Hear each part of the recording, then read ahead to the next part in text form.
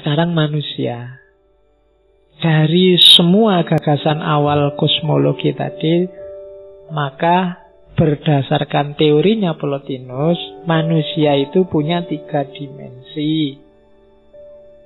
Ada aspek bodinya.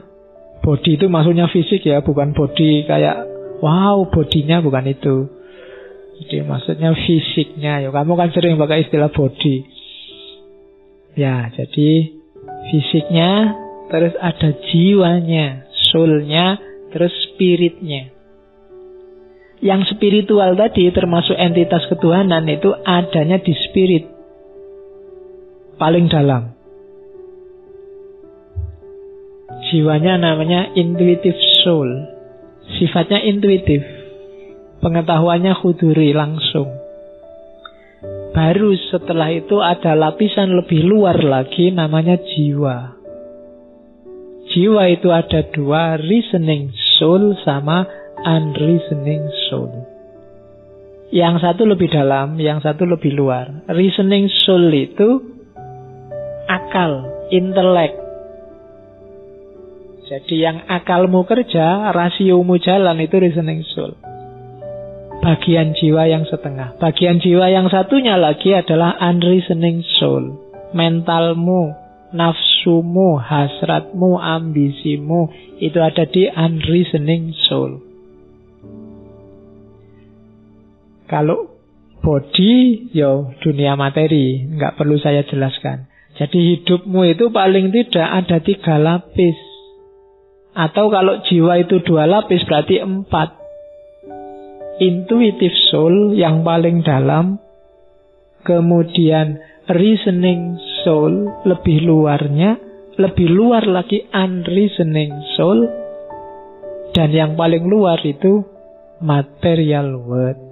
Tubuhmu, fisikmu, rambutmu, hidungmu itu material. Semakin ke dalam, itu semakin spiritual. Lapis pertama jiwa, unreasoning. Hasrat, nafsu, ambisi. Makanya nafsu itu dekat sama materi. Karakternya biasanya karakter materi. Hasrat itu kebanyakan materi. Unreasoning. Masuk ke dalam lagi ada reasoning soul. Akal, intelek. Akal dekat dengan nafsu tapi juga dekat sama Tuhan. Kalau ingin akalmu canggih, akrablah dengan Tuhan. Jangan akrab sama nafsu. Jangan akrab sama hasrat. Itu akalmu akan lebih jernih. Ketika akalmu lebih dekat sama nafsu sama hasrat, nanti nafsu sama hasrat bahkan sama materi akan jadi penghalangmu untuk ketemu dengan intuitive soul. Yang di situ ada unsur ketuhanan. Uraian ini nanti banyak dipakai oleh aliran-aliran tasawuf. Beberapa torekot pakai ini.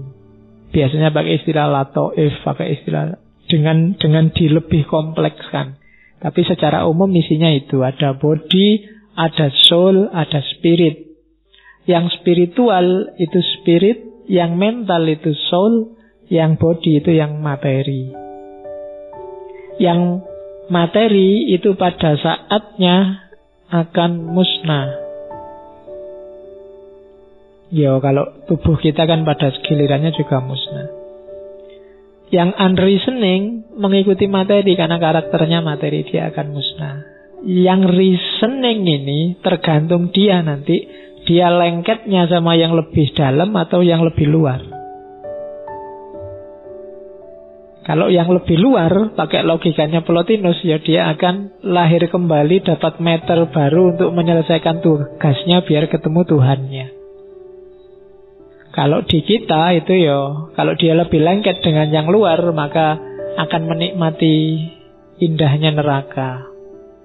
Disiksa dulu sampai bersih, sampai kemelekatan itu mungkin dengan yang nafsu duniawi habis, baru nanti bisa naik kelas, ketemu intuitive soul, ketemu yang dimensi ketuhanan.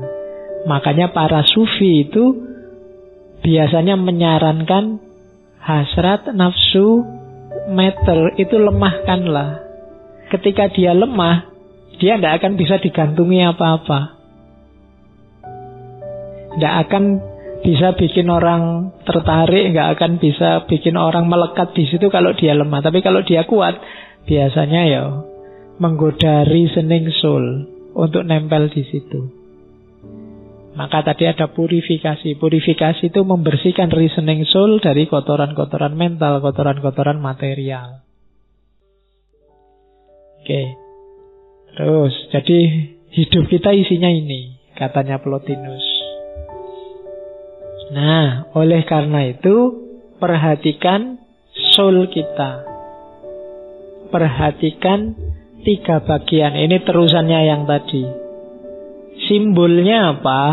Yang spirit tadi, simbolnya adalah head, mind. Kemudian yang kedua, yang jiwa itu simbolnya head. Yang ketiga simbolnya belly. Belly itu lingkar perut. Jadi perut, hati, akal. Semakin ke atas itu berarti semakin dalam. Maka hidup orientasinya ke atas, tidak ke bawah. Gimana caranya yang bawah mendukung yang atas? Jangan dibalik. Yang atas ngopeni yang bawah terus. Itu dibalik. Yang bawah itu asal dipenuhi minimal, dia akan bisa mendukung atas. Kalau dipenuhi berlebihan, ngerusak yang atas. Entah perut, entah bawahnya. Ya. Loh. Tapi harus dipenuhi sesuai porsinya. Kalau kebanyakan dia merusak yang atas. Baik isi perut maupun kebutuhan bawah perut. Bawah perut itu kalau overdosis juga ngerusak yang atas. Jangan salah, yang di dalam perut juga overdosis ngerusak yang atas. Kebanyakan makan mesti kamu ngantuan. Baca tidak bisa. Tapi lapar sekali juga tidak bisa. Harus pas porsinya. Itu belly, appetite, desire. Kondisinya apa? Harus lack of disturbance. Kondisinya tidak susah aja, tidak kekurangan. Sudah.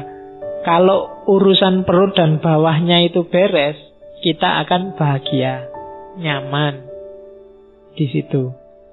Cuma jangan berhenti di situ. Bereskan juga dunia hati, dunia batin, dunia mental. Kadang-kadang belly-nya beres, tapi head-nya nggak beres, ya kita tetap sengsara.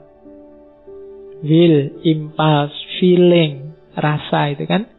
Duit banyak tapi stres kan nggak enak. Pacar cantik tapi sumpek juga nggak enak. Loh, wadatnya sih kelihatan enak. Orang lihatnya wah enak sampean duitnya banyak, pacarnya cakep. Tapi dia stres tiap hari. Itu juga nggak enak. Maka level kedua harus dibereskan. Freedom from suffering. Bebas dari rasa sakit mental. Jadi bebas. Kalau ini sudah, baru masuk ke yang lebih dalam. Head, mind, spiritual.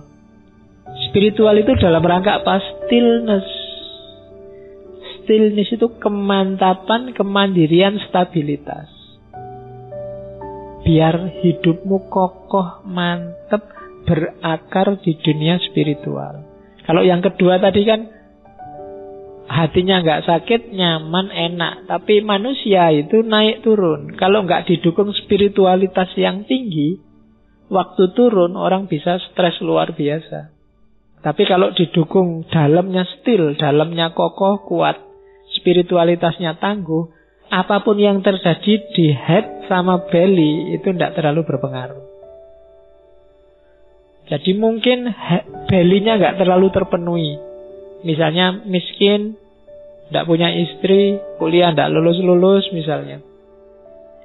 Itu kan sumpek di bawah, stres terus, mulai perut, bawah perut, itu sumpek terus. Tapi kalau spiritualitasnya tangguh, ini kan bisa diatasi, tidak bikin hidup rusak. Sudahlah, wong makanan aja kok, kan gitu. Ala wong pasangan hidup aja kok. Kalau ada ya ayo, kalau nggak ada ya sudah. Itu karena spiritualitasnya sudah kokoh. Allah yang ngatur kok. Itu spiritualitasnya kokoh. Jadi kondisi mental itu dari enak, lack of disturbance itu kan enak, bebas dari sakit itu berarti nyaman, kemudian stillness. Stillness itu bahasa agamanya sakinah. Tenang, kokoh, nyaman, itu sakinah. Makanya orang nikah itu kan naiknya 3 itu kan, mawaddah, rohmah, sakinah. Lack of disturbance secara fisik puas, secara mental nyaman, baru setelah itu sakinah, mantap, kokoh, hidupnya tenang. Itu level. Kalau sudah tenang, yang bawah terganggu nggak masalah. Tiba-tiba miskin nggak masalah, bisa mengatasi. Ada masalah yang bikin sumpek, nggak bikin hidup kacau. Karena sudah stillness, sudah kokoh, sudah mantap. Jadi ini pergerakan jiwa dan bagian-bagian jiwa. Kalian harus cerdas memanage 3 bagian ini. Salah porsi, salah proporsi, hidupmu jungkir balik kacau. Oke, jadi puncaknya yaitu tadi, kalau yang head itu puncaknya pencerahan spiritual. Kalau yang head puncaknya kebebasan, tidak ada ikatan apapun, hidupmu nyaman, gak stres. Dan yang belly itu puncaknya kebahagiaan. Nanti Plotinus tidak terlalu suka dengan kemarin kita bahas Epikureanisme. Jadi Epikuros katanya Plotinus hanya fokus di belly, di yang pertama, kesenangan yang sifatnya fisik, kebahagiaan yang sifatnya fisik. Dia lebih suka ke stoik yang minggu lalu. Terus ini kalimatnya lagi. Kalau kalian gagal manage hidupmu, kamu akan jatuh satu di antara 2. Kamu masuk ke wilayah the gods atau masuk ke wilayah the beast. Karena Tuhan itu ketuhanan, maka sebenarnya the god itu the beauty. Jadi beauty and the beast. Ya, lo itu sufi itu. Kamu tinggal milih, kamu mau milih wilayah beauty apa wilayah the beast. Hidupmu sebenarnya pilihan satu di antara 2 itu. Mankind is poised midway. Dia ada di persimpangan antara the god and the beast. Mana yang kamu pilih? Ketika kamu salah mengelola jiwa tadi, kamu akan masuk ke wilayah the beast. Tapi kalau kamu tepat meramunya, kamu akan berada di ranah the God, di ranah ketuhanan. Silahkan kamu baca sendiri dirimu, hidupmu itu lebih bau Tuhan apa bau ambisi, bau hasrat, bau dunia? Ya kamu sendiri yang tahu. Mungkin untuk sementara kamu baca-baca postinganmu selama ini, itu bau Tuhannya berapa persen, bau dunianya berapa persen, bau ambisimu berapa persen, bau pamernya berapa persen, bau. Itu akan ketahuan. Kamu sebenarnya ada di ranah the God apa the beast. Coraknya, itu sarannya Plotinus.